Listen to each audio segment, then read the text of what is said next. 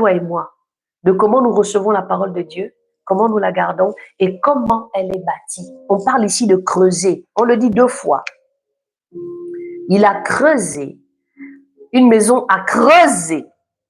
2 fois creusé. Et c'est ce que je vous disais tout à l'heure. Vous ne pouvez pas seulement prendre Jésus et puis vous le mettez en surface. Et vous restez là. Vous attendez que ça se passe. Il n'y a pas de vie de prière. On ne se sanctifie pas, on ne se met pas de côté. On continue à vivre comme si on était dans le monde. On n'a aucun témoignage qui amène aux autres de témoigner de ce que toi tu es. Je ne dis pas qu'un chrétien ne peut pas faire des erreurs. Hein. Je ne dis pas qu'être disciple ici, ça y est, tu es devenu, allez. Non, hein. Il y a des erreurs, il y a des choses où tu vas tomber. Mais c'est à toi de veiller. Le plus difficile, ce n'est pas de tomber, c'est de te relever et de reprendre la marche avec le Seigneur là où tu t'es arrêté. C'est de ça que je suis en train de parler. La marche avec le Seigneur n'est pas facile. Mais j'aimerais vraiment que vous compreniez cette parole, hein, vraiment. Pourquoi m'appelez-vous Seigneur? Pourquoi tu appelles Jésus? Pourquoi tu dis qu'il est ton Dieu? Pourquoi tu prends des formules ici? Il est le chemin, la vérité et la vie. C'est pourquoi je dis souvent aux gens, hein, arrêtez de me raconter des histoires des autres. Arrêtez de me dire qu'il est le chemin, la vérité et la vie. Ok, je suis au courant, vous ne m'apprenez rien du tout. Il y a certains qui vont me dire c'est de l'orgueil. Mais quand moi je prends le temps de pouvoir lire, quand moi je prends le temps pour pouvoir m'asseoir, méditer, passer des heures et des heures sur mon fauteuil avec 1, 2, 3 Bibles où je suis en train de lire, est-ce que vous pensez que quand quelqu'un viendra me dire quelque chose, aussi vague qu'elle va être, ou bien même aussi véridique qu'elle va être, je vais garder ça comme ça et puis dire ok d'accord, mais il n'y a pas de profondeur. La profondeur appelle la profondeur.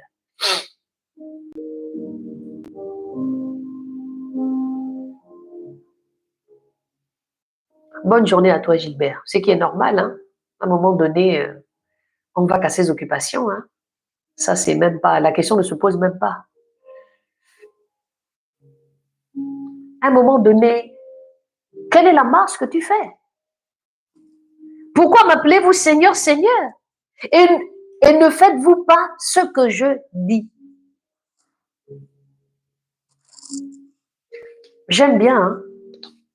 Après, on va dire, non, mais Jésus, il est trop dur.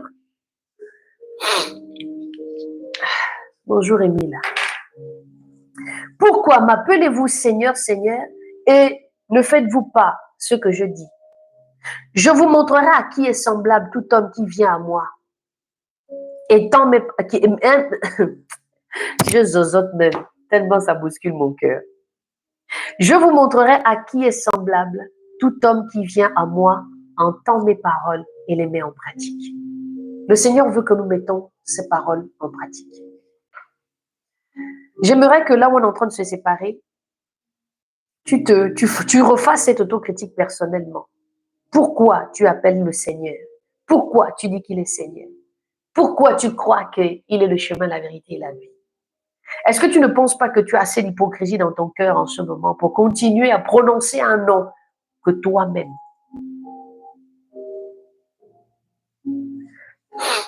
tu ne considères pas?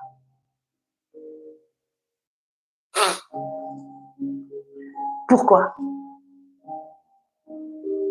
Tu as le droit de ne pas croire en Jésus. Hein? Ah, ça c'est ta volonté. Oh là là, personne ne te dira quoi que ce soit. C'est ton choix.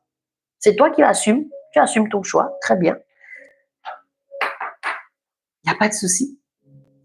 Moi, je ne vais pas t'attacher le cou hein, parce que tu ne crois pas en Jésus. Hein? Jamais. Moi, je sais pourquoi je crois.